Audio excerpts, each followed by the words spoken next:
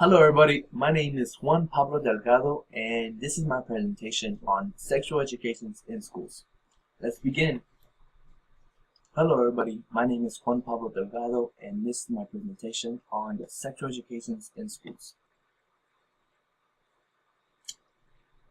What is sex education or sex ed?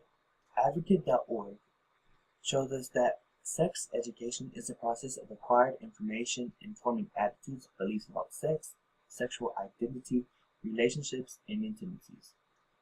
Sexual education was strongly informed in the United States in the late 19th and the early 20th centuries. It has been in existence since the early 1912. National Education Association recommended that the teachers to be trained about this education. Sex education is split into two main groups, comprehensive and abstinence. What are the aims of sex education? What are the purpose of this curriculum? Sex education reduces the risk of potentially negative outcomes from sexual behavior such as unwanted or unplanned pregnancies. AdvocateForYouth.org shows us topics that they go through. Sexual development and reproduction, the physical and emotional changes associated with puberty. Also, they go through HIV and STDs and also contraceptives. They also talk about relationships. They go through what kind of relationships are there, the love, commitment, marriage, partnerships, and also religious and cultural views on sex and sexual diversity. Also, they go to sexuality. Young people that are heterosexual and homosexual.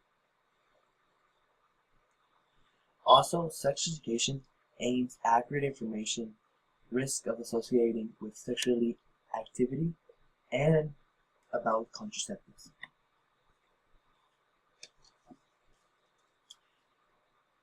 These are the two main programs of sex education. These are just short descriptions of the two main programs. We're going to go later on in the slides fully in depth. Comprehensive is effective and does not promote sexual risks. It's age appropriate. It provides medical accurate information about the health benefits and all side effects and contraceptives. AdvocatesForYouth.org states that unfortunately there is no federal funding for this component. Later in the slide, I will show y'all why comprehensive has no federal funding of this component. Abstinence only. Abstinence only are dangerous and ineffective and inaccurate. The Society of Adolescent Medicine recently declared that abstinence only threaten fundamental human rights to the health, information, and life. Also, abstinence have religious beliefs, stereotypes between gender, and medical and scientific errors of facts. Yet, the U.S. government still spends billions of dollars supporting this program, and there is no proof of progress.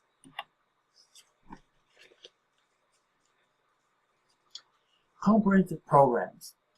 AdvocateForYouth.org states that this program was prohibited by mandates because of them educating the students about contraceptives. They believe that abstinence only was way better than comprehensive because abstinence did not teach any of contraceptives, any condoms, anything like that. They wanted their kid to learn that they're going to have to wait to have sex when they get married. And actually, it did not work out. Comprehensive programs have clear goals of preventing HIVs and other STIs and teen pregnancies. In fact, in a study showed most American adults, 89% believe that it's important for young people to have accurate information in pregnancies and contraceptives. A good beneficial part of comprehensive programs is that they have interpersonal and communication skills to help young people to their goals and their dreams.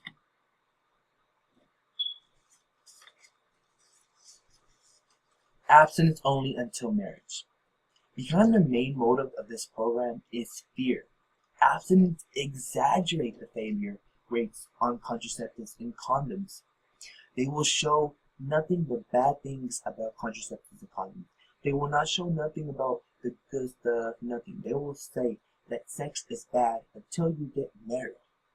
If you have sex before marriage, you're not an angel.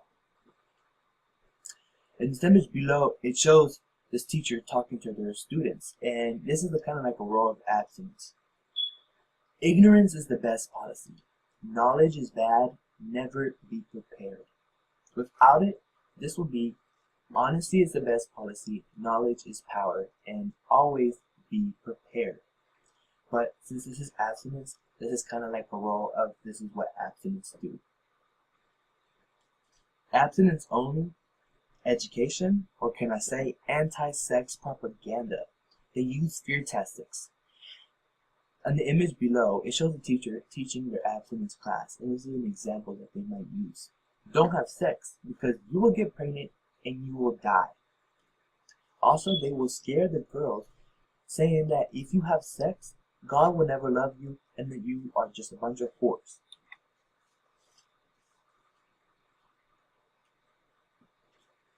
Abstinence, they also promote distinct religious values.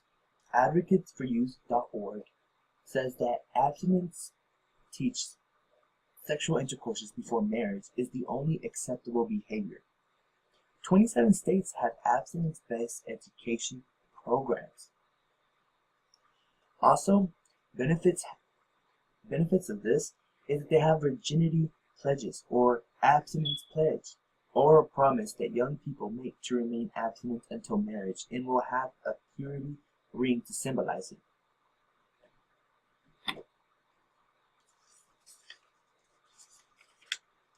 Why do people still oppose of sex education? Some believe that it's the parents' role to teach their kids about this topic. However, research show that parents may not always be right. PlannedParenthood.org states that 82% of parents have already talked to the kids about sex.